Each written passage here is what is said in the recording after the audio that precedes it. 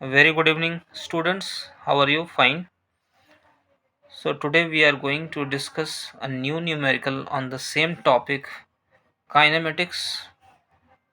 Physics पर हम एक नया न्यूमेरिकल डिस्कस करने जा रहे हैं जो काइनेमेटिक्स चैप्टर से है। क्वेश्चन है ये, from the velocity time graph of a particle given in figure describe the motion of the particle qualitatively in the interval 0 to 4 seconds. Find the distance traveled during the first 2 seconds. हमें सबसे पहले क्या find करना है, हमें हमारे पास velocity time graph given है, हमें सबसे पहले डिस्टेंस फाइंड आउट करनी है फर्स्ट 2 सेकेंड में। ठीक है, distance travel during first 2 seconds. Second B part में क्या है, during the time interval 2 second to 4 second. तो during the time interval 2 second to 4 second. Third में क्या है, during the time 0 to 4 second. Complete 0 to 4 second में कितना distance travel हुआ, ये सी पार्ट में निकालना है। डी पार्ट में क्या फाइंड आउट करना है, डिस्प्लेसमेंट ड्यूरिंग 0 to 4 सेकेंड। हमें 0 to 4 सेकेंड में कितना डिस्प्लेसमेंट हुआ ये फाइंड करना है। सबसे पहले आपको बता देना चाहता हूँ स्टूडेंट्स कि डिस्टेंस और डिस्प्लेसमेंट में क्या फ़र्क है। Distance is a scalar quantity whereas displacement is a vector quantity. क्योंकि इसमें डायरेक्शन भी मैटर करता है, तो इसमें magnitude as well as direction both होता है, तो हमें डिस्प्लेसमेंट में डायरेक्शन को भी कंसिडर करनी है। उसके अकॉर्डिंगली जो हमारा आंसर होगा वो नेगेटिव पॉजिटिव ये कुछ भी हो सकता है, डायरेक्शन पर डिपेंड करेगा कि जो मैग्नीट्यूड में हमें नेगेटिव लगाना है या फिर पॉजिटिव लगाना है। ई पार्ट में फाइंड आउट करना है acceleration at T equal to half second, and F में फाइंड करना है acceleration at T equal to 2 seconds. तो starting from the very first part A, सबसे पहले हम फाइंड कर लेते हैं distance travel during first 2 seconds. आपको उससे भी पहले बता देना चाहता हूँ कि जब भी वेलोसिटी टाइम ग्राफ गिवन हो तो उसमें अगर आपको डिस्टेंस फाइंड करना है तो आप क्या करोगे, सबसे पहले देख लो स्पीड इक्वल टू क्या होता है, डिस्टेंस बाय टाइम। तो डिस्टेंस इक्वल टू क्या होगा, स्पीड इनटू टाइम। तो डिस्टेंस यहाँ पर हम देख सकते हैं मल्टीप्लिकेशन है, distance is a multiplication of speed and time. तो जब भी मल्टीप्लिकेशन की बात आ जाए, स्पीड मतलब यहाँ पर हम वेलोसिटी इनटू टाइम, तो ये वेलोसिटी वाली एक्सिस हो गई, ये टाइम वाली एक्सिस हो गई। इन दोनों एक्सिस का क्या है, मल्टीप्लिकेशन। मल्टीप्लिकेशन का मतलब कहीं ना कहीं एरिया है, क्योंकि हमें अगर हम ये रेक्टेंगल स्ट्रिप लेते हैं, अगर रेक्टेंगुलर स्ट्रिप लेते हैं छोटा सा, तो वो हमें कैसा दिखेगा, उसकी एरिया क्या होती है, लेंथ इनटू ब्रेथ, और फिर उसे एक्सपैंड कर देते हैं। तो वहाँ से कंसेप्ट आया है दोस्तों कि अगर डिस्प्लेसमेंट निकालना है आपको या डिस्टेंस निकालना है तो मल्टीप्लाई करना है वेलोसिटी इनटू टाइम को। मल्टीप्लाई क्यों कर रहे हैं, क्योंकि ये रेक्टेंगल का एरिया से कंसेप्ट लिया गया है। तो डिस्टेंस इक्वल टू क्या हो जाएगा, एरिया। कहाँ तक निकालना है, distance travel during first 2 seconds, पहले 2 सेकेंड में। तो पहले 2 सेकेंड में कितना डिस्टेंस ट्रेवल हुआ, ये आप देख सकते हैं कि एरिया किस चीज़ की दिखाई दे रही है, एक ट्रायंगल बन रहा है। 0 to 2 सेकेंड में क्या बन रहा है, ये ग्राफ एक ट्रायंगल बना रहा है। तो हमें इस ट्रायंगल का एरिया निकाल लेना है। ये ट्रायंगल का एरिया जितना होगा वही डिस्टेंस होगा 0 to 2 सेकेंड में। ठीक है, तो distance is nothing but the area of the triangle O A B. तो area of triangle O A B, ये एरिया निकाल लेते हैं। ट्रायंगल का एरिया क्या होता है दोस्तों, half into base into height. तो हाफ बेस क्या हो गया, 2 units, 1 and 2, base 2 units. Height क्या हो गई, आप देख सकते हैं यहाँ पर इस ग्राफ में, यहाँ पर गिवन है 5 और ये 10। यहाँ पर भी ये गिवन है -5 और ये -10। ठीक है, तो half into base into height क्या हो गया, 10, 2 कट गया, 10 यूनिट्स हो गया। अभी हमें मीटर्स में लेना है, क्योंकि यहाँ पे एसआई में दिया गया सेकेंड्स, टाइम को सेकंड्स में दिया गया तो डिस्टेंस किस में होगा, मीटर में। ठीक है, तो फर्स्ट पार्ट हमने फाइंड कर लिया। सेकेंड पार्ट में क्या फाइंड करना है, during the time 2 second to 4 second. तो सेकेंड का आंसर क्या होगा, इसमें भी फाइंड करना है डिस्टेंस कितने से कितने बीच में, 2 टू 4 सेकेंड के बीच में। तो हम देख सकते हैं 2 से 4 सेकेंड के बीच में यहाँ पर भी इस ग्राफ के द्वारा क्या बन रहा है, एक ट्रायंगल बन रहा है। तो यहाँ पर भी हमें area under the curve, that means कि इस कर्व का एरिया निकालना है, ट्रायंगल बन रहा है तो ट्रायंगल का एरिया फाइंड कर लेते हैं। Half into base into height, again यहाँ पर 10 मीटर आ जाएगा। लेकिन फ्रेंड्स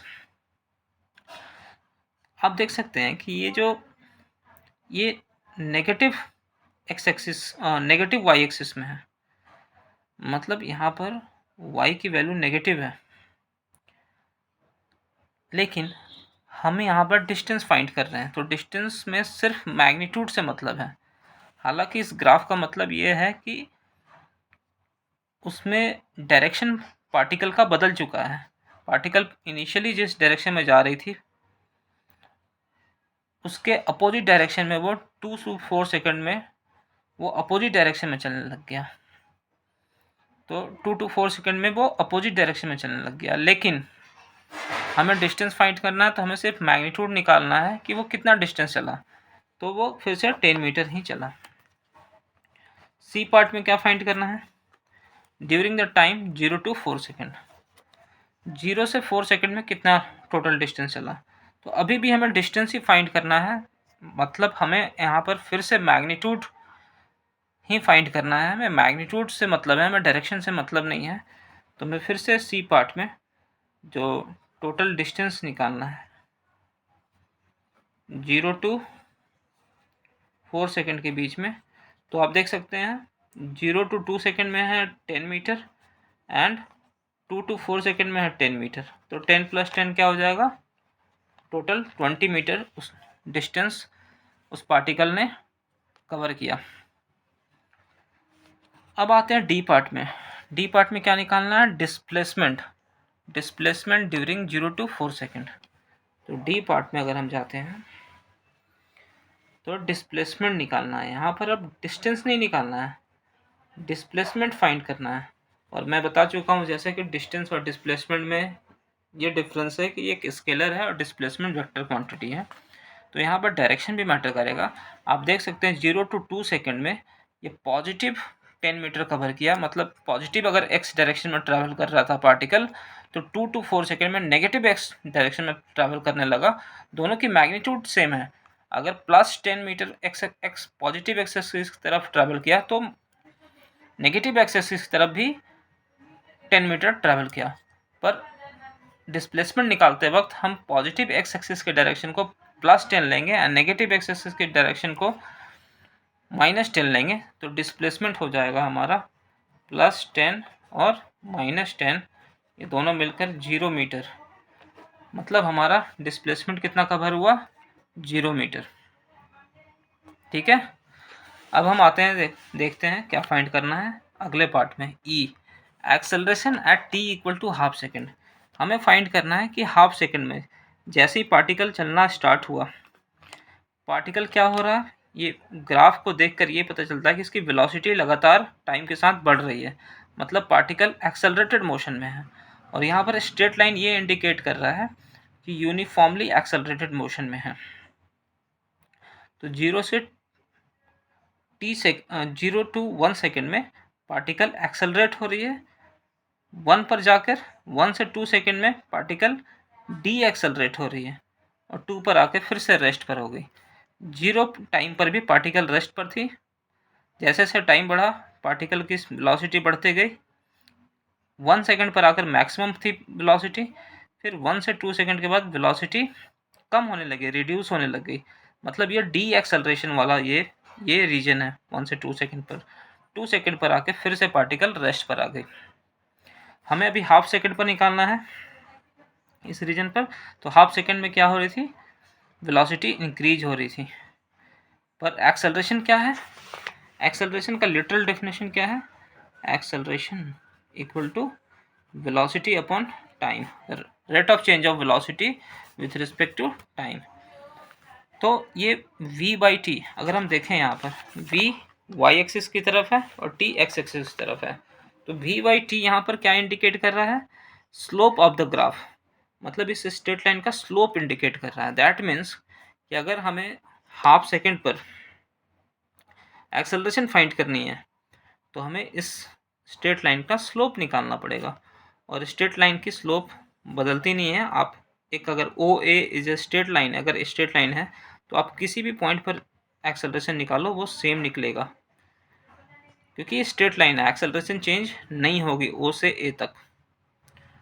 तो इस स्ट्रेट लाइन की जो भी स्लोप होगी वही हाफ सेकेंड पर भी एक्सेलरेशन होगा पार्टिकल का।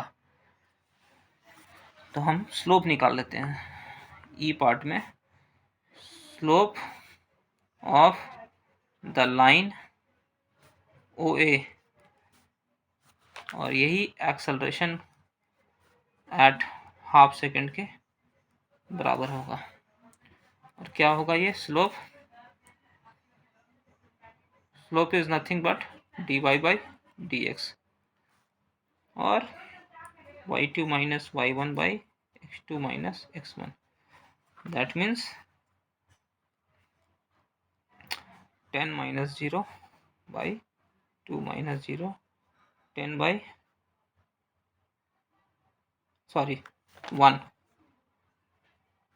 1 minus 0, 10 by 1, 10 metre per second square. So this is the acceleration. Now next part में क्या है? Acceleration at t equal to 2 second. 2 second पर acceleration क्या होगा तो देख लेते हैं। यहाँ पर 2 सेकेंड पर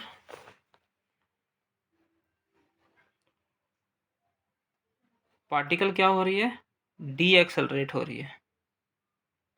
तो 2 सेकेंड पर एक्सेलरेशन क्या होगा? डी एक्सेलरेशन होगा एक्चुअली ए टू सी। ए से सी तक देख सकते हैं आप, एक ही स्ट्रेट लाइन है, ठीक है, one straight line A to C में है। तो इसी स्ट्रेट लाइन का जो भी एक्सेलरेशन होगा वो स्ट्रेट लाइन का स्लोप के बराबर होगा। आपको मैं बता देना चाहता हूँ कि कोई भी स्ट्रेट लाइन अगर पॉजिटिव एक्स एक्सिस से 90 डिग्री से ज़्यादा एंगल अगर बना रही है, ऑब्ट्यूज एंगल, तो उसकी स्लोप नेगेटिव होती है। इसलिए एसी स्ट्रेट लाइन की जो स्लोप होगी वो नेगेटिव होगी। दैट मीन्स कि एक्सेलरेशन भी नेगेटिव होगा, दैट मीन्स डी एक्सेलरेशन होगा। तो slope of the line AC equal to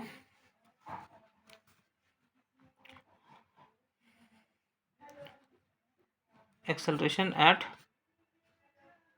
t equal to 2 second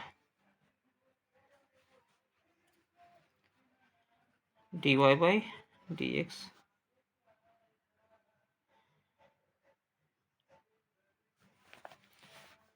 y2 minus 10